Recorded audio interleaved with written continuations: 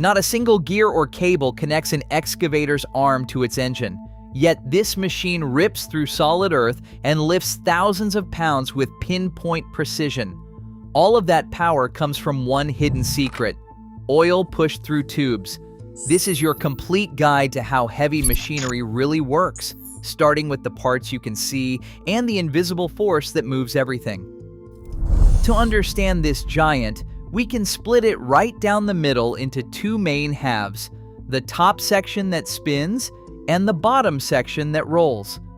The top half is the upper structure, which engineers call the house. Think of the house as a mobile command center. It holds the heavy diesel engine and the hydraulic pumps. On one side of the house sits the cab, the operator's viewing and control space. This glass cabin keeps the operator safe while giving them a clear view of the work area. Beneath the house sits the base, known as the undercarriage. If the house is the brain, the undercarriage represents the legs. This lower section supports all the machine's movement. While some excavators use rugged rubber wheels to travel on flat pavement, most rely on continuous steel tracks to crawl over mud and steep hills. Looking closely at the tracks reveals two key parts: the sprocket and the idler.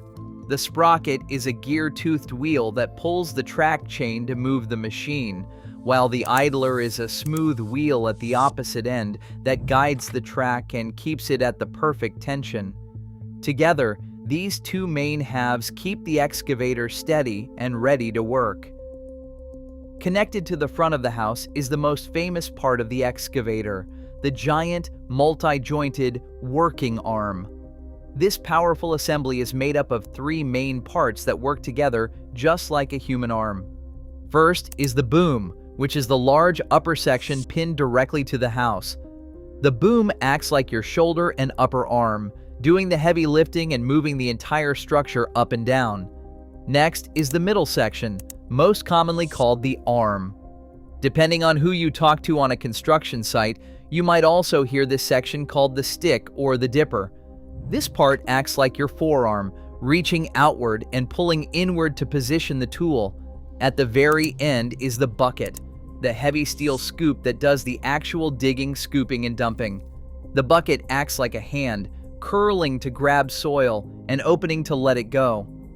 Running along these steel beams are thick metal pistons called hydraulic cylinders. These cylinders act like muscles, extending and retracting to pull and push the joints. By naming these parts, we can easily see how the excavator stretches, digs, and moves its giant arm. To understand where this mechanical arm gets its incredible strength, we have to look past the loud engine and focus on a quiet, liquid power. An excavator's true muscle is its hydraulic system, which uses fluid under pressure to do heavy work. This system acts like the machine's circulatory system. It starts at the reservoir, a storage tank holding clean hydraulic oil. A powerful pump, driven by the engine, acts like a heart, drawing oil from the reservoir and pushing it through strong, high-pressure hoses. Instead of relying on raw mechanical gears, this circulating fluid carries power directly to every joint.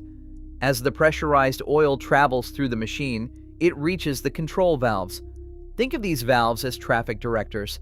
When an operator moves a control, these valves open and close, deciding exactly where the fluid needs to go. If the oil is routed to a hydraulic cylinder, the fluid pushes against a tight piston inside, turning fluid energy into straight-line force. This is what pushes the boom up or curls the bucket. If the fluid is directed to a hydraulic motor, it spins, creating the rotational force needed to spin the entire upper cabin or turn the heavy tracks. To make these movements precise, the system balances two elements: pressure and flow. Pressure is the pushing force, the raw strength of the fluid. In a mid-size excavator, this fluid is squeezed to a pressure of 2,000 to 2,500 pounds per square inch. This high pressure gives the machine its heavy lifting capability. Flow, on the other hand, is the volume of fluid moving through the hoses, usually 10 to 20 gallons per minute. While pressure determines how hard the arm can push, flow determines how fast it moves. By carefully directing this fluid under tight control, the excavator performs heavy tasks smoothly and gently. Once hydraulic power reaches the steel arm, the excavator shapes this raw force through its joints and linkages, acting like a giant compound lever. By changing the angles of the boom, arm, and bucket, the machine uses basic geometry to multiply its strength. This creates breakout force, the concentrated ripping power right at the bucket's teeth.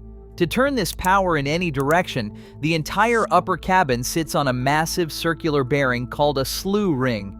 Driven by a powerful swing motor, this system allows the cabin to spin a full 360 degrees while the track base stays completely still. Down in that base, the travel system uses compact hydraulic motors inside the final drives. These drives pack a massive gear reduction, turning high-speed fluid power into slow, high-torque crawling force to rotate the heavy drive sprockets and roll the tracks. But moving heavy earth requires incredible balance. Every time the bucket scoops a heavy load or reaches far outward, the machine's center of gravity shifts. To keep from tipping over, the excavator relies on a heavy metal counterweight on the back of the cabin. This weight acts like the anchor on a seesaw, keeping the shifting weight safely balanced within the track footprint. By coordinating joints, rotation, and balance, this giant machine transforms raw, high-pressure fluid into a graceful, coordinated dance of strength and precision. Inside the cab, the operator guides this massive machine using 2 joysticks and a set of foot pedals. These controls do not physically pull on the steel arm or spin the tracks. Instead, they send precise commands to the hydraulic valves.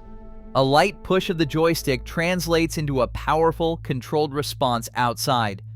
Typically, the right joystick raises the boom and curls the bucket, while the left joystick swings the cabin and extends the arm. Foot pedals control the travel of the tracks. Combining these separate movements is what makes real work possible. For a trenching sequence, the operator blends the arm extension and bucket curl to slice through the dirt. For a loading sequence, they transition into a coordinated lift, swing, and open movement, turning complex engineering into simple, everyday tasks. Swap the bucket for a hydraulic hammer to break concrete, an auger to drill deep holes, or a grapple to pinch heavy debris. This flexibility allows a single machine to handle countless tasks. Where those jobs happen determines the machine's base. Tracked excavators crawl smoothly over soft, muddy hills, while wheeled versions roll quickly along paved streets. To keep these systems running safely, crews follow a strict care routine, greasing heavy joints and swapping out oil filters every 1,000 hours. You can even build a miniature version of this system at home. Connecting 2 water-filled plastic syringes with a flexible tube shows the science in action. Pushing one plunger forces the other to move, proving that hydraulic power is simple to master. Next time you see an excavator at work, you won't just see a giant shovel. You'll see a brilliant dance of human control and fluid power building our world. Great engineering is all around us. Which giant machine should we explore next? Tell us in the comments.